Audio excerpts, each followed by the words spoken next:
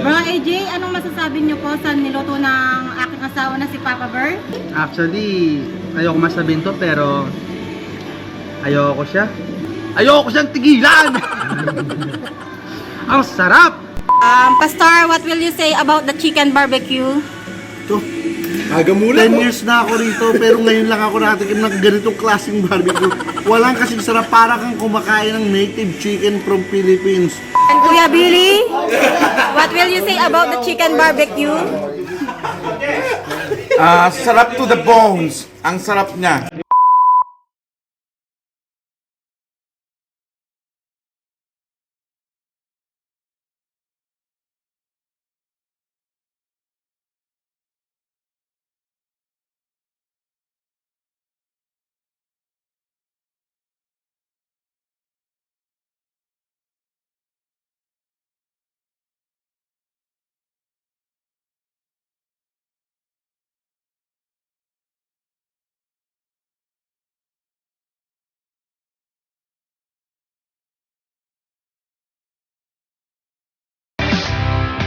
Hello guys, isang pagpalang gabi sa inyo. Welcome to channel ng aking asawa. Ngayon kami po magmamarinate kami ng our own version of chicken barbecue. So samahan nyo kami at ito'y aming lulutuin. Stay tuned lang po tayo. Hello guys, at eto na po, hiway na po ng aking asawa ang mga manok. Ayan na po guys, at hiway na ng aking asawa ang mga manok. Ganyan po ang pag-slice ng manok para i-absorb po yung gagawin niyang pang-marinade sa mga ito. A few moments later. Guys, eto na. Natapos na ang paghihiwa ng aking asawa sa mga manok at nahugasan na rin siya. Ngayon naman, gagawa naman siya ng marinade sauce para sa mga manok. At eto, umpisa na niya yung paggawa ng pang-marinade natin sa mga manok.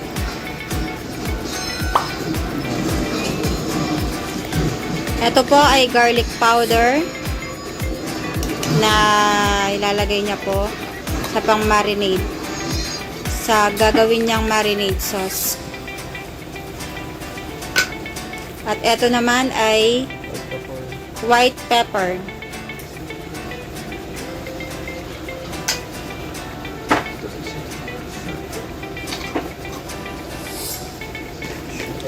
At sunod po yung ilalagay yung sugar. Nasa inyo po kung gaano kadami ang gusto nyong ilagay na sugar. Kung gaano ang gusto nyong tamis sa gagawin nyong pang-marinade sa manok. Depende rin po yan sa dami ng manok na yung lulutuin.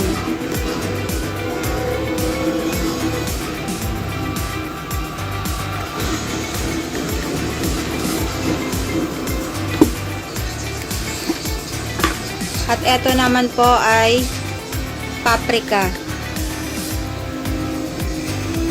Yan po, pandagdag lasa po sa ating mga manok.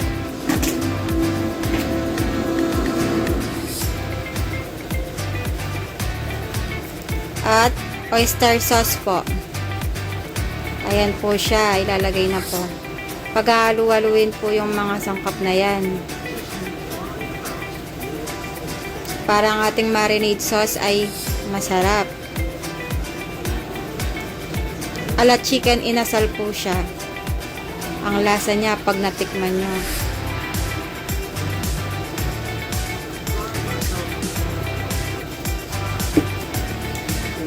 At ito po ay susunod na po yung toyo.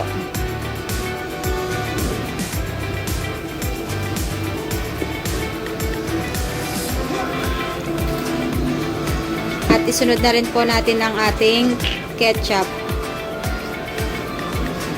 Nasa inyo po kung ano pong gusto nyong ketchup, banana ketchup, tomato ketchup. Nasa inyo po kung anong gusto nyong gamitin. Pero itong gamit po namin is banana ketchup po siya. Po, lalagyan po ng isang buong lemon. Squeeze lang po natin yung lemon.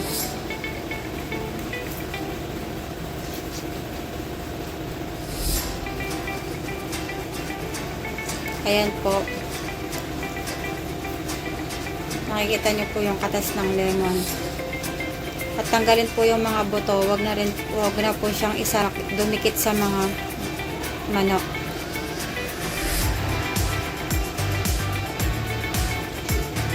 Yun po, ilalagay naman po natin yung Coca-Cola, soft drinks. Nasa inyo po kung ano pong gusto nyong soft drinks na ilagay na pang marinade po sa chicken barbecue. Yan po, para maging mas lalong malasa po at mas lalong masarap ang ating chicken barbecue.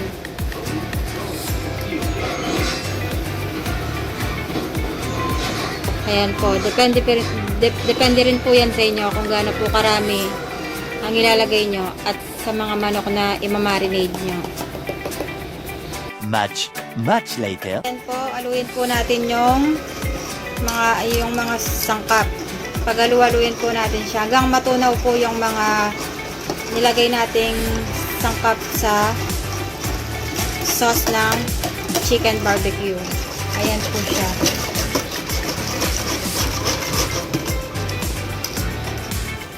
Ayan po, at dissolve na po lahat yung mga ingredients po ng ating chicken barbecue sauce. Ayan po siya. At ngayon po ilalagay na po natin yung manok. Isa-isa po. Ibababad po natin ng isa-isa sa ating chicken sauce. Chicken barbecue sauce.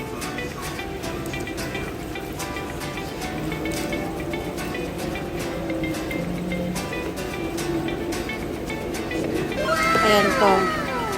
Para po sipsipin po ng chicken yung ating marinade sauce. At ngayon guys, natapos na ang ating pagmamarinade sa manok at nailagay na rin po sa chiller yung mga na-marinade nating manok. At bukas po babalikan natin yung ating mga minarinade. 75 years later. Hello guys. Ito na po guys, na marinade na po siya ng magdamag ang ating chicken barbecue. Ngayon, ilulutuin na po natin siya. Ihihawin na po natin siya sa labas. Ito po siya.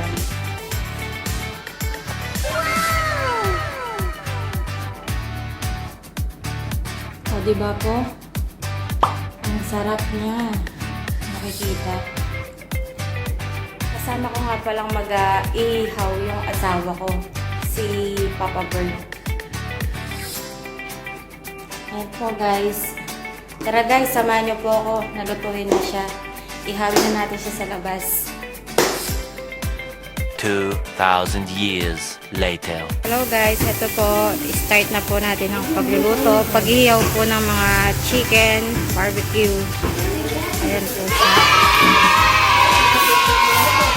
Kasama ko po dito nagluluto ang aking asawa na si Papa Bird.